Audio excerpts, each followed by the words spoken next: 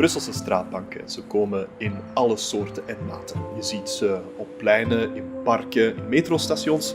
Ze zijn van hout, van metaal of van felgekleurd plastic. En ze vallen onder de bevoegdheid van allerlei instanties. Maar de banken die je hier ziet, die hebben iets gemeen.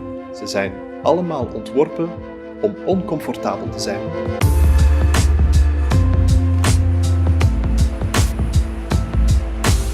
Dat die banken oncomfortabel zijn, heeft natuurlijk een reden. Die heeft te maken met hangjongeren en daklozen enzovoort. Het is namelijk niet de bedoeling dat je te lang op die banken blijft zitten en al helemaal niet dat je erop gaat slapen of zo. Bepaalde mensen worden dus ontmoedigd, of misschien zelfs geweerd zouden we kunnen zeggen, door iets wat we nu onvriendelijk design gaan noemen. Wat dat je ook kan zien, sommige modellen, is dat men de zitplaatsen voorvormt en een beetje uitsteekt of zelfs daar een armleuning bij steekt om te vermijden dat er men op kan liggen. Wij werken met andere criteria.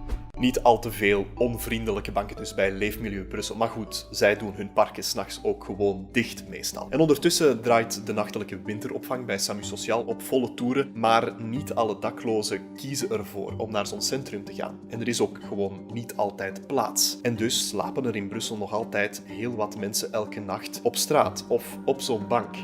In bepaalde steden zijn er al courante trucjes om die mensen weg te jagen. We hebben het dan over pinnetjes op de grond of baars op vensterbanken. Saying move from here, don't come back, but move somewhere else. And I think that's not going to solve the problem. In Brussel is dat nog geen supercourant fenomeen, maar als we even zoeken vinden we toch al snel een paar voorbeelden.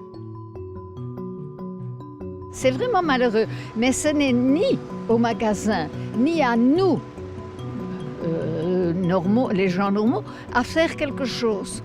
C'est la ville qui doit faire quelque chose. Il y a des tas de maisons vides. Het blijft een ethisch vraagstuk, hè, want de logica van onvriendelijk straatbankdesign blijft onmiskenbaar. Maar er zijn ook nog altijd fervente tegenstanders die zich op hun manier verzetten tegen het fenomeen.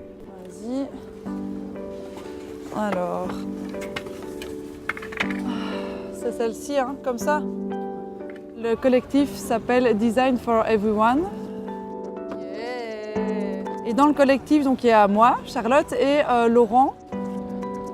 On crée des assises planes dans l'idée de rendre possible le fait de se coucher sur ces bancs, tout en sachant que c'est évidemment des actions plutôt symboliques, parce que voilà, on sait que ce dispositif-là ne reste pas très longtemps et qu'on ne veut pas que les sans-abri dorment sur les bancs, mais c'est voilà, une action symbolique, quoi.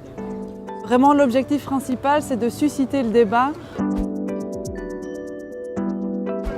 autour de l'aménagement de l'espace public et dénoncer des dispositifs qui nous semblent exclure une certaine catégorie de personnes, donc les sans-abri entre autres, mais pas que. On ne sait pas combien de jours ça va rester, on verra. C'est la surprise.